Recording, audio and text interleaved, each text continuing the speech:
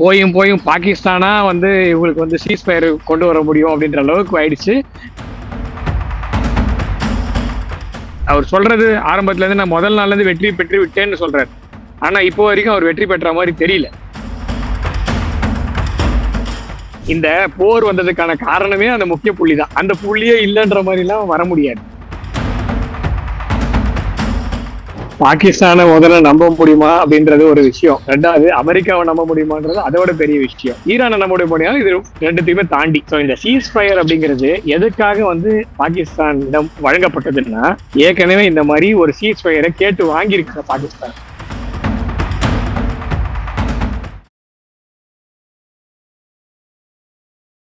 இளைய பாரத நேயர்களுக்கு வணக்கம். இன்னைக்கு நம்ம நேர்காணல நம்ம சிறப்பு விருந்தினர் ஜியோ பொலிட்டிக்கல் அனலிஸ்டான கணேஷ்குமார் சார் அவர்கள் தான். சார் வணக்கம் சார். ஜெய்ஹிந்த்.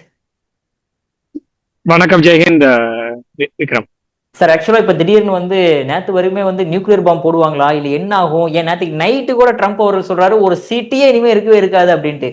காலையில் நியூஸ் எடுத்து பார்த்தா 2 வாரம் வந்து போர் நிறுத்தம்னு அறிவிச்சிருக்காங்க. என்ன காரணம் சார் திடீர்னு அந்தர் பல்ட்டி அடிக்க?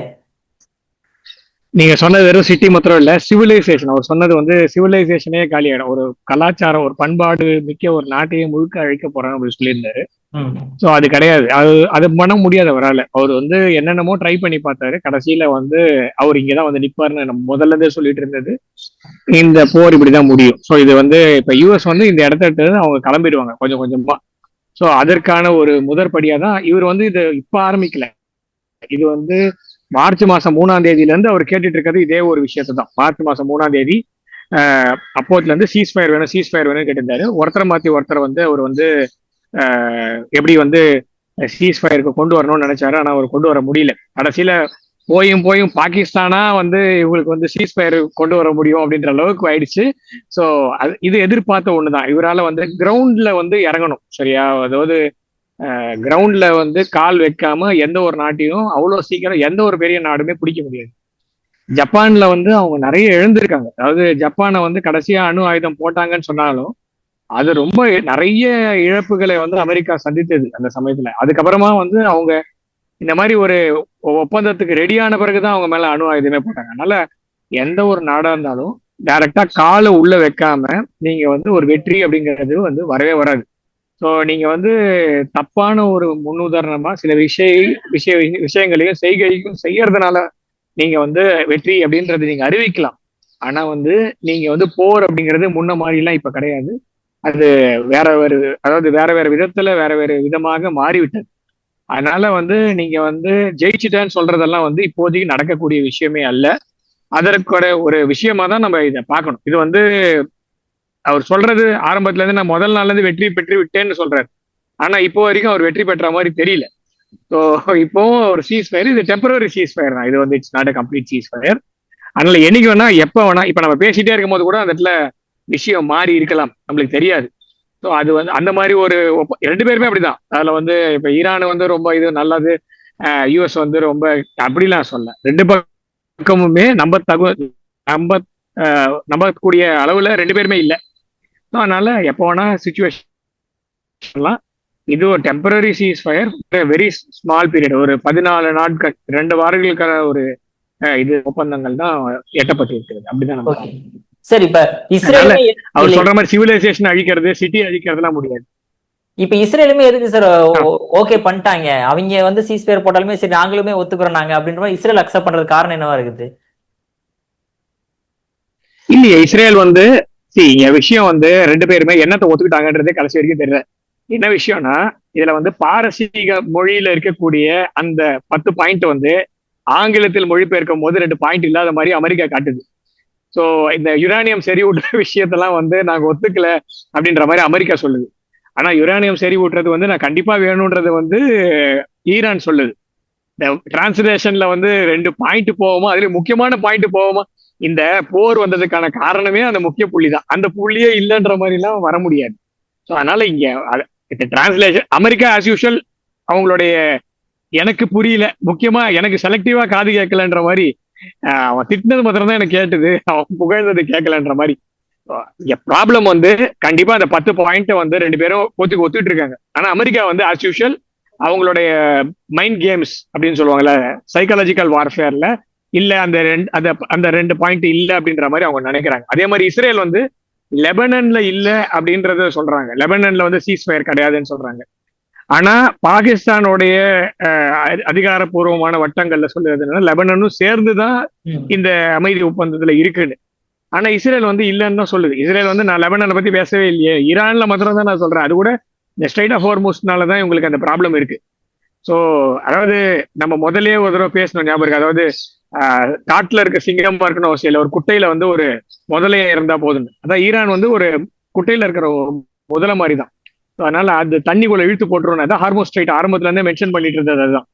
ஸோ ஈரான் வந்து ஒரு குட்டையில இருக்கிற முதல்ல அந்த குட்டை வந்து ஹார்மோஸ் ஸ்ட்ரைட். ஸோ அது அவங்களோட கண்ட்ரோல், இன்னைக்கும் அவங்களோட கண்ட்ரோல்ல தான் அது இருக்க போகுது. ரோல் கிடையாது, ஓபன் பண்ணி விட்டுருக்கோம், 2 வீக்ஸ்க்கு கிடையாது அப்படின்ற மாதிரி தான் அவங்க சொல்லியிருக்காங்க. Okay sir. இப்ப ஸ்ட்ரைட் ஆஃப் ஹார்மோஸ் வந்து இஸ்ரேல் வந்து அதை இப்ப ஸ்ட்ரைட் ஆஃப் ஹார்மோஸ் வந்து இப்போ ஓபன் பண்ணிட்டாங்களா சார்? ஜஸ்ட் ஒரு டாக்ஸ் பே பண்ணிட்டு நம்ம ஷிப்பை எடுத்துட்டு வர முடியுமா என்ன? இல்ல, ஸ்ட்ரைட் ஆஃப் ஹார்மோஸ் ஆரம்பத்துல இருந்தே ஓப்பன்ல தான் இருக்கு. ஆனா யாருக்கு ஓப்பன்ல இருக்கு யாருக்கு க்ளோஸ்ல இருக்குன்றதுதான் பிரச்சனை இங்க. சோ இத வந்து ட்ரம்ப் அவர்கள் வந்து ஓப்பனா இருந்த விஷயத்த மூடி திரும்ப திறந்திருக்காரு. அதாவது நானே ஒரு பிரச்சனையை உண்டு பண்ணி அந்த பிரச்சனையை சால்வ் பண்ணிட்டு நான் பாருங்க பிரச்சனையை சால்வ் பண்ணிட்டேன்னு சொல்றாரு. பிப்ரவரி மாசம் 27 ஹோர்முஸ் ஸ்ட்ரைட் ஓப்பன் இருந்ததா இல்லையா? ஓப்பன்ல தான் இருந்தது. இன்னைக்கு 8 இப்ப திறக்க தான் போகுது எப்படியா இருந்தாலும். சோ அது அமெரிக்கா கப்பல்களுக்கும் அமெரிக்காவை ஆதரித்து கொண்டிருக்கிற நாடுகளுக்கும் கப்பல் போக்குவரத்து கிடையாதுன்னு சொன்னேன். ஈரான் நம்மளுக்கு வர வேண்டிய கப்பல் வந்தது, சைனாக்கு வர வேண்டிய கப்பல் வந்தது, ஏன் பாகிஸ்தானுக்கு 8 கப்பல் கொடுத்தாங்கல்ல. சோ அதுக்கப்புறமா அது அமெரிக்கா கிட்ட கொடுத்தாங்க, அது வேற விஷயம். சோ இங்க விஷயம் என்னன்னா ஹார்மோஸ் ஸ்ட்ரைட் ஓப்பன்ல தான் இருக்கு. ஆனா யாருக்கு ஓப்பன்ல இருக்கு யாருக்கு க்ளோஸ்ல இருக்குன்றதுதான் விஷயம். Okay sir. சார் அதே மாதிரி இப்போ இந்தியாவுடைய தரப்பு என்னவா சொல்லப்படுது அப்படின்னா, இங்க இருக்கக்கூடிய சில எம்பி எல்லாம் சொல்ல ஆரம்பிச்சிட்டாங்க, பாகிஸ்தானை பார்த்து தெரிஞ்சுங்க, அந்த அளவுக்கு வந்து அவங்க மத்தியஸ்தம் பண்ணி போரையே நிறுத்திருக்காங்க, விஸ்வகுரு இவங்க எங்க வைத்திருச்சலா இருக்கா அப்படின்ற மாதிரி எல்லாம் கேள்வி எழுப்புறாங்களே சார். பாகிஸ்தானை முதல்ல நம்ப முடியுமா அப்படின்றது ஒரு விஷயம். ரெண்டாவது அமெரிக்காவை நம்ப முடியுமான்றது அதோட பெரிய விஷயம். ஈரானை நம்ப முடியுமா, இது ரெண்டுத்தையுமே தாண்டி. சோ இந்த சீஸ் ஃபயர் அப்படிங்கிறது எதுக்காக வந்து பாகிஸ்தானிடம் வழங்கப்பட்டதுன்னா, ஏற்கனவே இந்த மாதிரி ஒரு சீஸ் ஃபயரை கேட்டு வாங்கியிருக்காங்க பாகிஸ்தான். அதுல எக்ஸ்பீரியன்ஸ்டு பர்சன்ஸ் ஏப்பா பெரிய கைப்பா, அதாவது ஆல்ரெடி நிறைய சீஸ் ஃபயர் வாங்கியிருக்குப்பா அப்படின்ற மாதிரி. ஆபரேஷன் சிந்தூர் போது இவங்க கெஞ்சி கூத்தாடி இந்தியா கிட்ட காலில் விழுந்து வாங்கினாங்க சீஸ் ஃபயர். அதே மாதிரிதான் இப்ப ஈரானுக்கும் வாங்கியிருக்காங்க.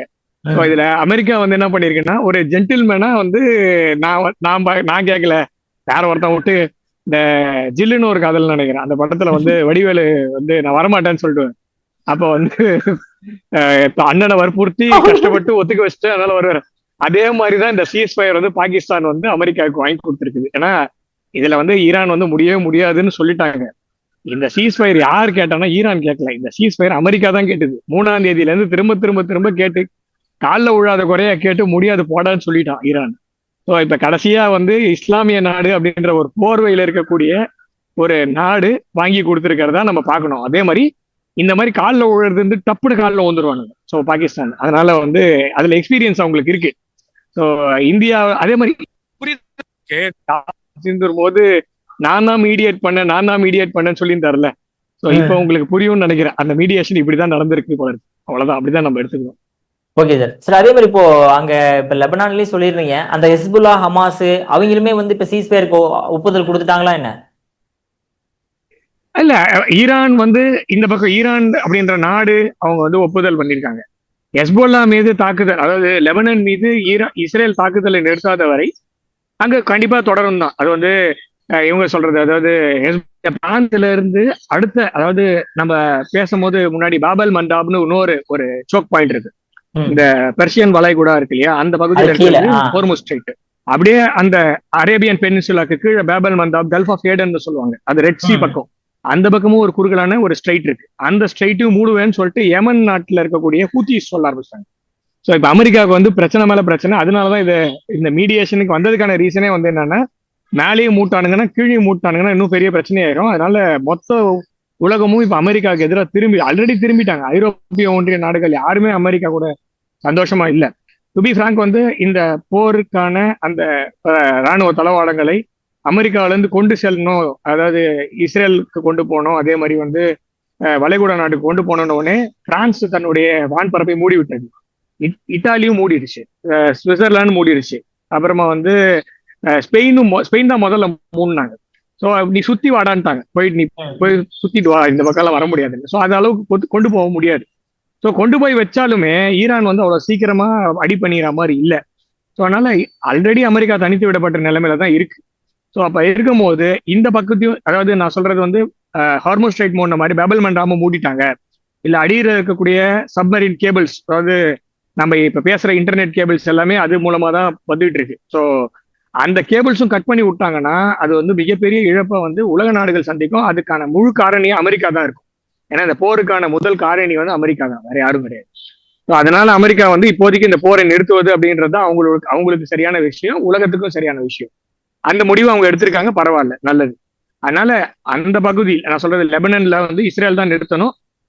இது வந்து இப்ப போயிட்டே இருக்க முடியாது. இஸ்ரேலும் வந்து one point of time tired ஆயிட்டாங்க. அங்க இஸ்ரேலி ஆர்மியும் இஸ்ரேல் மக்களுமே மோஸ்ட்லி டயர்ட் ஆயிட்டாங்க. ஏன்னா ரொம்ப நாளா இந்த போர் போயிட்டு இருக்கு.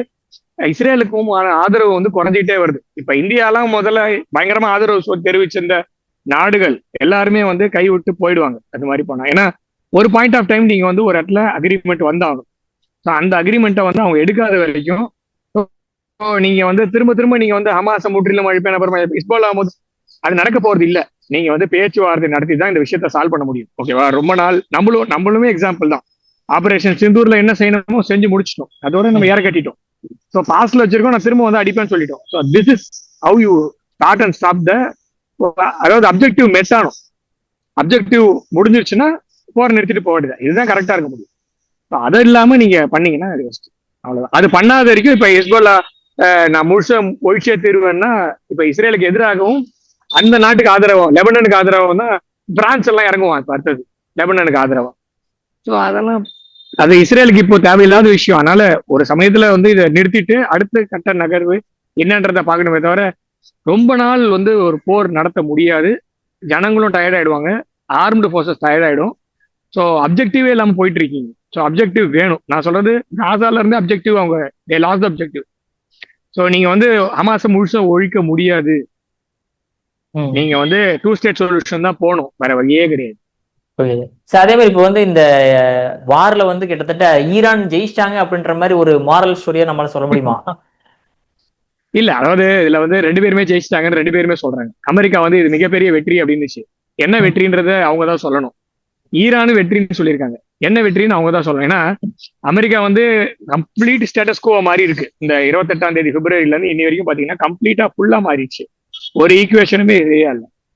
சரி, இந்த பக்கம் ஈரான் பக்கம் வெற்றின்னு சொல்றாங்களேன்னா உங்களுடைய மிகப்பெரிய ஒரு தலைவர் அயட்டோல்லா அலி காமினியே செத்து போயிட்டாரு. அதுக்கப்புறமா நிறைய லீடர்ஷிப் போயிடுச்சு, நிறைய இன்ஃப்ராஸ்ட்ரக்சர்லாம் அடி வாங்கிருக்கு. ஸோ இப்ப இவங்களும் ஜெயிச்சிட்டேன்னு சொல்றாங்க, அவங்களும் ஜெயிச்சிட்டேன்னு சொல்றாங்க. இதுல யாருமே ஆக்சுவலா வந்து இது வந்து டோட்டல் அனைலேஷன் போக்கி நகர்ந்து இருந்த அந்த பெர்ஷியன் வலை கூட இன்னைக்கு ஒரு அமைதி, அவ்வளவுதான். இதுல ஜெயிச்சது தோத்தது அவன் சொல்லிக்க வேண்டியதுதான். ஆனா இதுல வந்து மிகப்பெரிய நஷ்டம் அப்படிங்கிறது மற்ற நாடுகள், அதை நம்பி இருந்த நாடுகளுக்கு தான் நிறைய நஷ்டம் இருக்கு அப்படின்ற மாதிரி பார்க்கணும்.